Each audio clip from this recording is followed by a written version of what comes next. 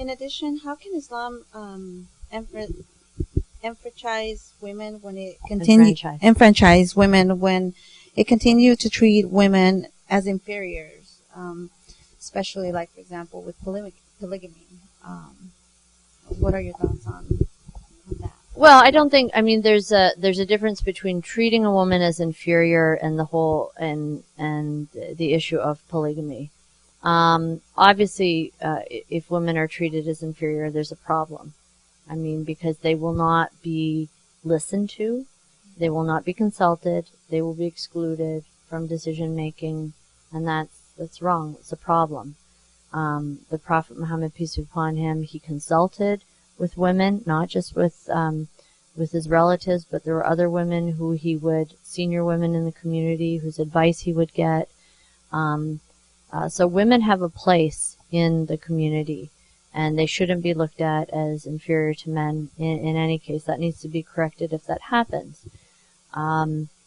But polygamy is a different issue. You know, even when polygamy was something that was non-controversial in society, and polygamy was legal in Judaism, it was lawful in Christianity up to a certain point. It's still practiced in many societies throughout the world. But even when polygamy was non-controversial in Muslim societies, say in the medieval period, at the period of when Muslims had the strongest sort of political and economic systems, polygamy was always a very a lesser choice among Muslims, so that a small minority of Muslim families ever were polygamous. And why is that? Because it's difficult. Because it is, it's not the ideal situation if all other choices, you know, all other things being equal. Most families would say it's not the ideal situation. It's too difficult to manage. There's jealousy, there's, you know, all sorts of human dynamics. That's the reality of it. But it has been permitted as an option in for the Muslims who need it and who decide by mutual consent. The Quran was revealed verses on polygamy in a time of war, when there were many widows and when there were orphans. And so these were people, especially in a society that's not well developed, that doesn't have a well developed economy and educational system. Your security is really with your family.